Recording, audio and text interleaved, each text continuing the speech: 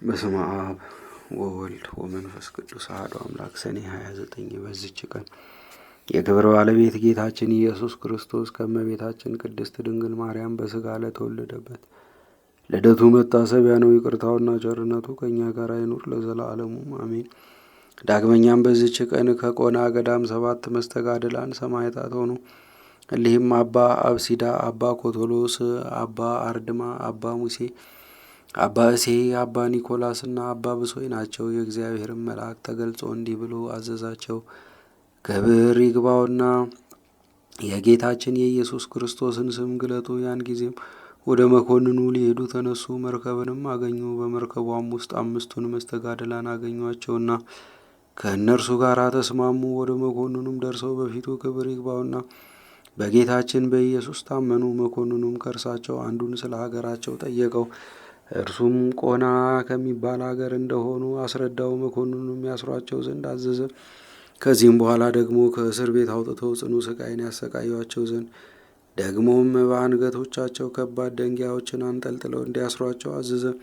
ጌታችን ኢየሱስ ክርስቶስም በወህኒ ቤት ውስጥ ተገለጠላቸው፣ አጽናናቸውም፣ ቃል ኪዳንም ገባላቸው። ከዚህ በኋላ ንጉሥ ወደ እስክንድሪያ ከተማ ላካቸው። በዚያም ጽኑ ስቃይን አሰቃዩአቸው። ከዚህም በኋላ ዝፍትና ድኝ በተመሉ ከ2 የብረት ምጣዶች ውስጥ ጨምሯቸው። ነበልባሉም 20 ክንድ ከፍ ከፍ እስከሚል ድረስ ከታች እሳትን አነደዱባቸው። ከምጣዶችም ውስጥ አውጥተው በእሳት ምድጃ ውስጥ ጨመሯቸው።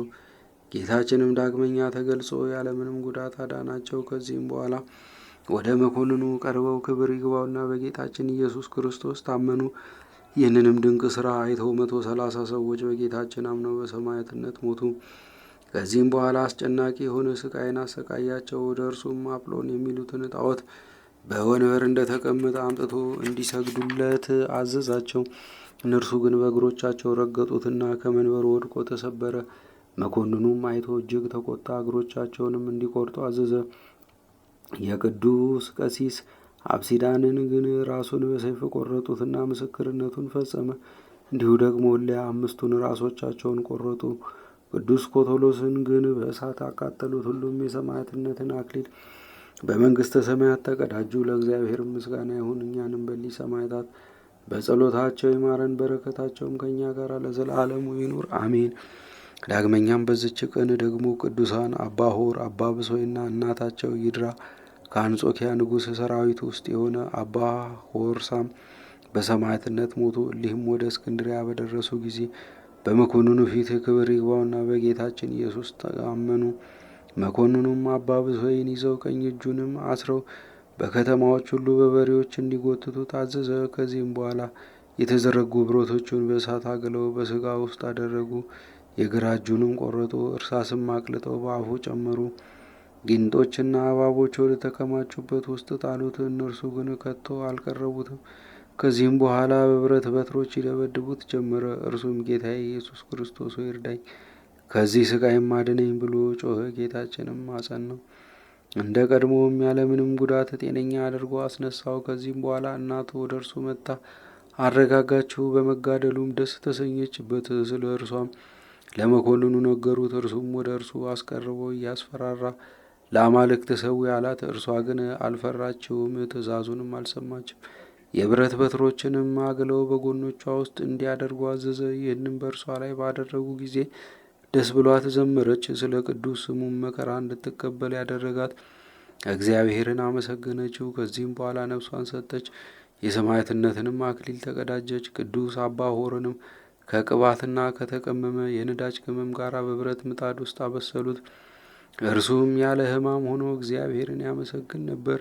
ይህንንም ለመኮንኑ ነገሩት። እርሱም እጅግ አደነቀ፣ ደነገጠም። ንጉሡ ግን ተቆጣ። በእጁም ጦር እንደያዘ ወደ ብረት ምጣዱ ሂዶ ቅዱስ ሆርን ወጋው። ነፍሱንም በእግዚአብሔር እጅ ሰጠ። እንዲሁም ወንድሙ አባ ብሶይን ብዙ ስቃይን ካሰቃዩት በኋላ ራሱን በሰይፍ ቆረጡት። ሁሉም በመንግሥተ ሰማያት የሰማዕትነት አክሊልን ተቀዳጁ። ለእግዚአብሔር ምስጋና ይሁን፣ እኛንም በእግዚአብሔር ጸሎት ለእግዚአብሔርም ምስጋና ይሁን፣ እኛንም በሊህ ሰማዕታት በጸሎታቸው ይማረን፣ በረከታቸውም ከእኛ ጋር ለዘላለሙ ትኑር አሜን። በዚችም ቀን የንጉሥ ዳዊት ልጅ የኢትዮጵያ ንጉሥ ቴዎድሮስ አረፈ። ይህም ቅዱስ ከታናሽነቱ በእውቀትና በተግሣጽ አደገ። የቤተ ክርስቲያንንም መጻሕፍት የተማረ ደግሞም ቀስት ማፈናጠርንና ፈረስ ግልቢያን ተማረ። ኃይል ያለውም ብርቱ ሰው ሆነ።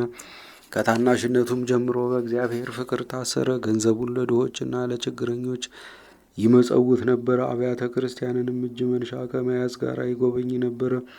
በጸሎትና በጾምም ይጋደል ነበረ። ከአንዲት ሴት በቀር አላገባም።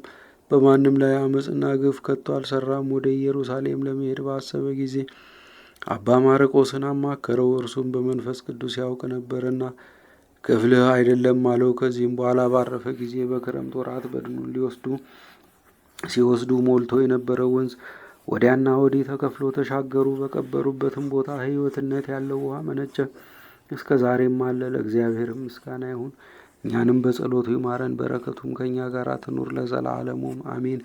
ዳግመኛም በዚህች ዕለት ንጹሕ ጻድቅ ለሆነ ለሮሜ ንጉሥ ለማርቆስ የዕረፍቱ መታሰቢያ ሆነ። ይህም ቅዱስ በድንግልናው 5 ዓመት ነገሰ። ሕዝቡንም እግዚአብሔርን በመፍራትና በቅን ፍርድ ጠበቀ። እርሱንም ከመውደዳቸው የተነሳ ሚስትን እንዲያገባ መኳንንቱ አስገደዱት። እርሱ ግን በሌሊት ወደ ቤተ ክርስቲያን ገብቶ ከእመቤታችን ቅድስት ድንግል ማርያም ስዕል ፊት ቆሞ ጸለየ። እመቤቴ ሆይ ላንቺና ለማይሻር ንጉሥ ልጅሽ ይገዛ ዘንድ ወደሚሄድበት ምሪኝ አላት። እርሷም ወደ ቶርማቅ ተራራ ሂድ፣ እግዚአብሔርም ከአንተ ጋር አይኑር አለችው። ከዚህም በኋላ በሌሊት ወጥቶ ሄደ። ወደ ባህር ወደብም በደረሰ ጊዜ ያለ መርከብ ተሻግሮ ወደ ቶርማቅ ተራራ ደረሰ።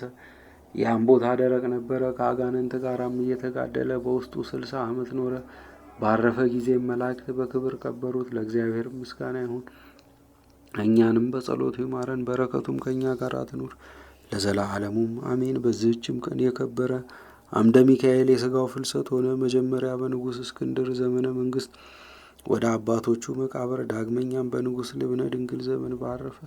በ40 ዓመቱ ፈለሰ። አባቶቹ ነገስታት ወደ ተቀበሩበት ወደ አትሮንሰ ማርያም አፍልሰው እንዲወስዱት ንጉሡ አዞ ነበርና፣ ለእግዚአብሔር ምስጋና ይሁን፣ እኛንም በቅዱሳን ሁሉ ጸሎት ይማረን ለዘላለሙም አሜን።